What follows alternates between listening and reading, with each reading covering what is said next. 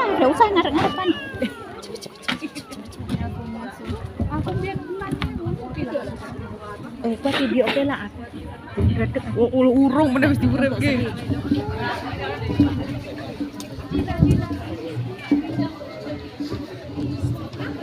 Durek ke lah.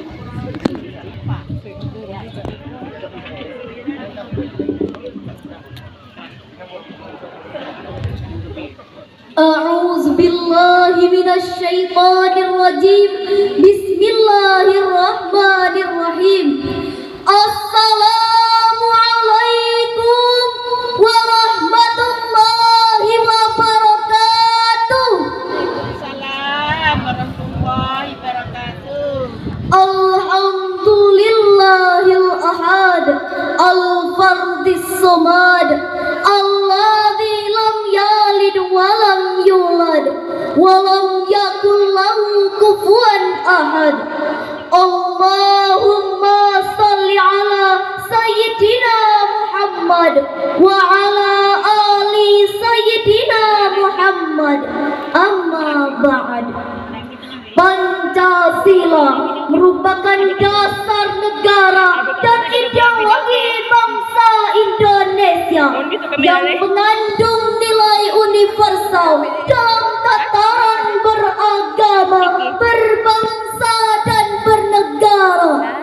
Rumusannya yang komprehensif tersebut tidak terlepas dari rancangan dan pemikiran yang brilian para founding father di negeri ini, sehingga Pancasila laksana zat perekat yang amat dahsyat, mampu menyatukan umat dan masyarakat yang tersekat-sekat, bahkan tetap terawat sejak zaman kolonial hingga di era digital.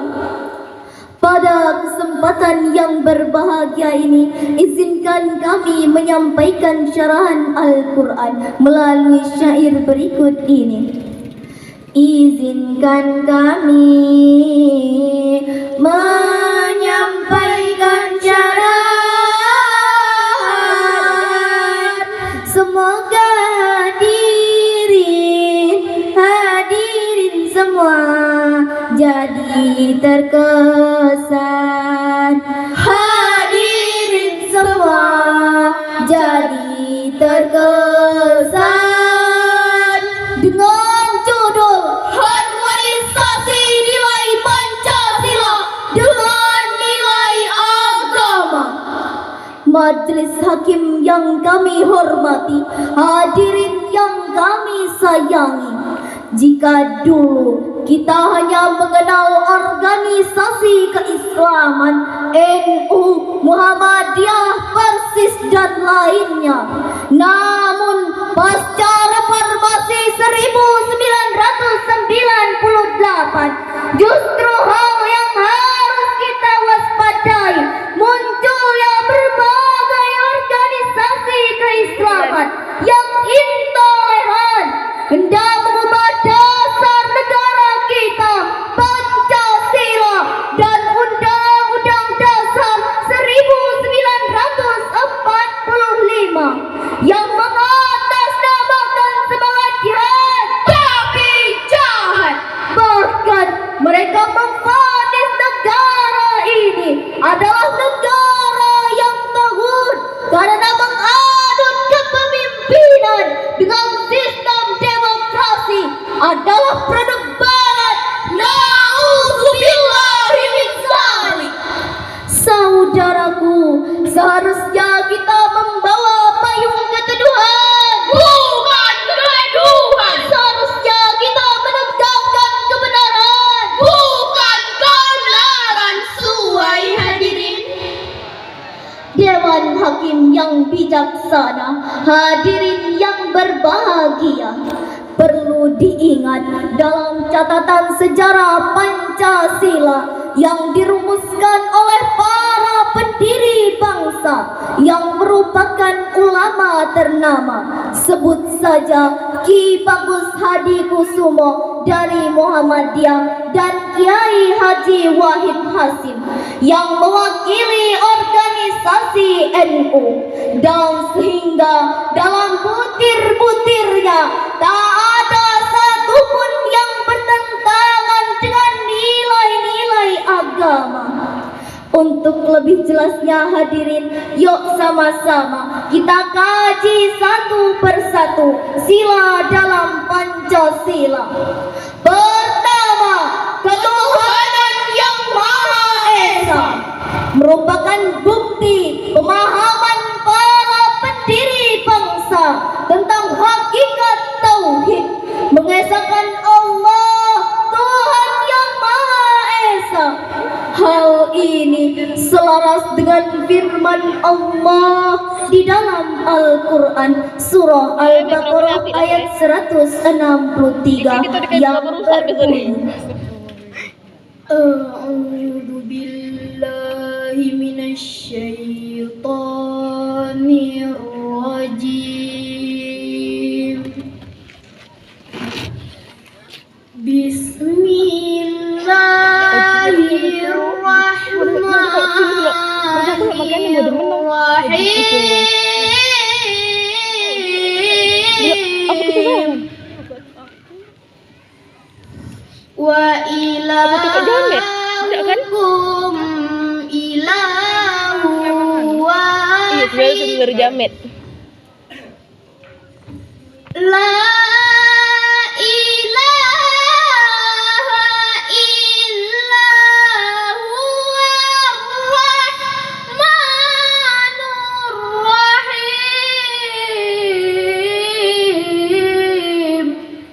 Aku berlindung kepada Allah dari godaan syaitan yang terkutuk dengan menyebut nama Allah yang Maha Pengasih lagi Maha Penyayang. Dan Tuhanmu adalah Tuhan yang Maha Esa. Tidak ada Tuhan melainkan Dia yang Maha Pemurah lagi Maha Penyayang. Saudaraku, dalam tafsir Al-Qurtubi karya Imam Al-Qurtubi yang wafat pada tahun 671 Hijriah halaman 443 sampai dengan 444 menyebutkan bahwa kalimat wa ilahukum ilahu wahid dan ilah kamu adalah ilah yang Maha Esa. Allah menerangkan tentang tauhid, yakni penciptanya tidak mungkin diserupai oleh siapapun dan apapun yang ada di alam semesta. La ilaha illa huwa, tidak ada ilah melainkan Dia. Kalimat tersebut mengandung makna nafi atau peniadaan, dan kalimat isbat bermakna penetapan, yang intinya adalah tidak ada yang wajib disembah melainkan Allah Subhanahu wa Ta'ala. Hal senada dipertegas pula oleh Syekh Aid Al-Qarni yang lahir pada tahun 1373 Hijriah dalam tafsir Al-Muyassar halaman 95 bahwa tidak ada sesembahan yang hak selain Allah. Berarti musuh tauhid yang nyata ialah sikap yang tidak mengesahkan Allah, malah mengesahkan pendapatnya pribadi, merasanya pendapatnya yang paling benar. Ini jelas menunjukkan sikap ego pemahaman seseorang yang tentu saja jauh dari semangat tauhid. Kedua, kemanusiaan yang ada Pancasila yang kedua ini menunjukkan komitmen kita untuk menerima semua nilai kemanusiaan. Sebaliknya, jika kita menolak semangat yang terkandung dalam sila kedua ini, berarti dengan sendirinya kita menolak menjalin hubungan baik dengan manusia secara adil, beradab, dan berakhlak. Konsekuensi logisnya, kalau kita tidak mau berbaur dengan manusia, sebutan yang pas untuk kita adalah manusia yang tak bermoral, barbar, dan biadab. Na'udzubillahi min dzalik. Ketiga, persatuan Indonesia. Dalam Al-Quran, persatuan merupakan prinsip terpenting dalam membangun komunitas, dan Al-Quran mengecam perpecahan. Jika menolak sila persatuan dan semangatnya ini, berarti dengan sendirinya kita mendukung perpecahan dan kerusakan. Keempat, kerakyatan yang dipimpin oleh hikmah kebijaksanaan dalam permusyawaratan perwakilan. Semangat yang terkandung dalam sila keempat ini ialah semangat untuk segala bentuk tirani yang terjawantahkan ke dalam sistem totalitarianisme dan otoritarianisme dalam pemerintahan. Islam menolak dengan tegas kekuasaan yang terpusat kepada individu atau segelintir elit politik tertentu, karena sangat rawan untuk disalahgunakan dalam mengambil keputusan dan kebijakan. Dalam Al-Quran, ilustrasi tentang pemusatan kekuasaan dan kebenaran hanya pada suatu sosok tertentu terletak pada model kepemimpinan Fir'aun. Untuk menghindari hal tersebut, Al-Quran membuka jalan berupa musyawarah, pembagian tugas dan wewenang sebagai solusi agar kekuasaan tidak terpusat kepada satu sosok pemimpin.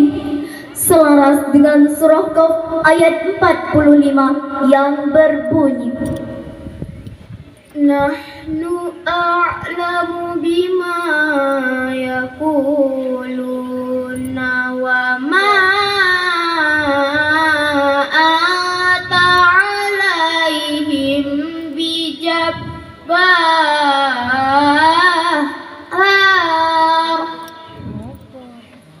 fadzakir bil Qur'an man yakhafu wa'id.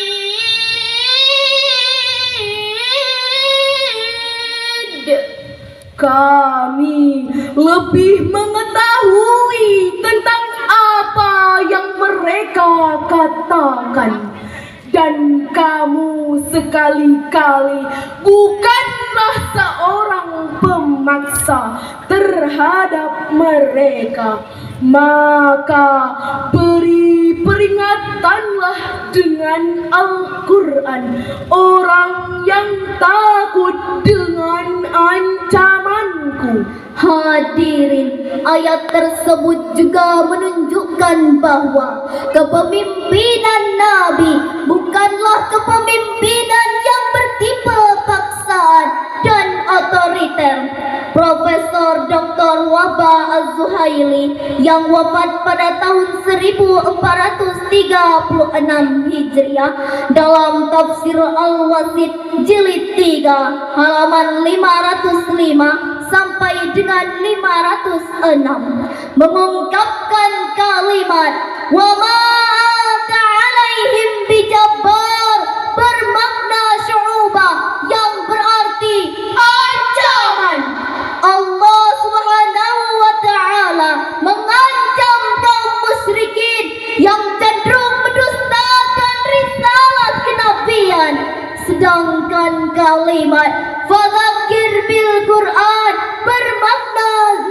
akhirah, yakni peringatan bahwasanya yang menerima peringatan risalah ketuhanan melalui Al-Quran hanyalah orang-orang yang takut dengan ancaman Allah Subhanahu wa Ta'ala. Hal senada diungkapkan juga oleh Syekh Abu Fida Ismail Ibnu Katsir dalam tafsir Al-Quran Al-Azim juz 4 halaman 231 bahwa pengetahuan kami meliputi segala apa yang dikatakan kaum musyrikin kepadamu, yaitu berupa kedustaan. Oleh karena itu, jangan sampai membuatmu merasa takut. Kelima, keadilan sosial bagi seluruh rakyat Indonesia. Sila yang kelima ini sangat menjunjung tinggi nilai keadilan yang selalu digunakan Al-Quran dalam berbagai ayat-ayatnya. Dalam Al-Quran menjunjung tinggi nilai keadilan merupakan bentuk amal yang dekat dengan ketakwaan. Hal tersebut tertera di dalam Al-Quran surah An-Nahl ayat 90 yang berbunyi, Inna Allaha ya'muru bil adli wal ihsani wa ita'i dzil qurba wa yanha 'anil fahsya Salahnya dengan Zila gue ya.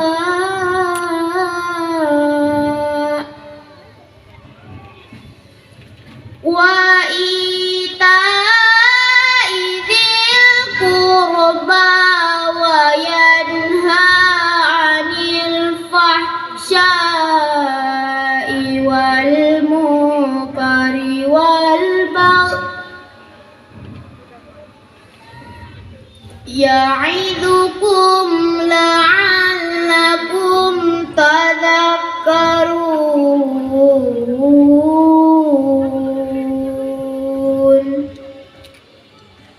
Shadaqallahul azim. Sesungguhnya Allah menyuruh kamu berlaku adil dan berbuat kebaikan, memberi kepada kaum kerabat, dan Allah melarang dari perbuatan keji, kemungkaran, dan permusuhan. Dia memberi pengajaran kepadamu agar kamu dapat mengambil pelajaran. Maha benar Allah dengan segala firman-Nya. Syekh Abu Fida Ismail Ibnu Katsir dalam kitabnya Lubabut Tafsir min Ibni Katsir yang wafat pada tahun 774 Hijriah jilid 5 halaman 96 menjelaskan bahwa Allah Subhanahu wa Ta'ala memerintahkan kepada hamba-hambanya untuk berbuat adil, yakni mengambil sikap tengah dan penuh keseimbangan, serta menganjurkan untuk berbuat kebaikan. Hal senada dipertegas pula oleh Profesor Dr. Haji Muhammad Quraisy Shihab dalam kitab tafsirnya Al-Misbah volume 6 halaman 697.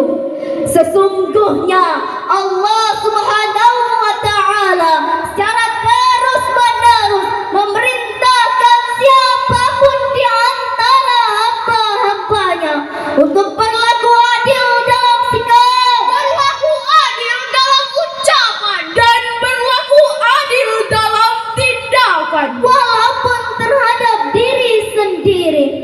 Hadirin hadirat rahimakumullah, dari uraian tersebut dapat kita tarik kesimpulan. Pertama, Pancasila merupakan dasar negara dan ideologi bangsa Indonesia yang lahir dan kesepakatan bersama. kedua, Pancasila sebagai ideologi yang demokratis mengandung nilai universal secara agama, budaya, dan kemanusiaan. ketiga, Mari kita realisasikan nilai-nilai Pancasila dalam kehidupan berbangsa dan bernegara menuju Indonesia Jaya.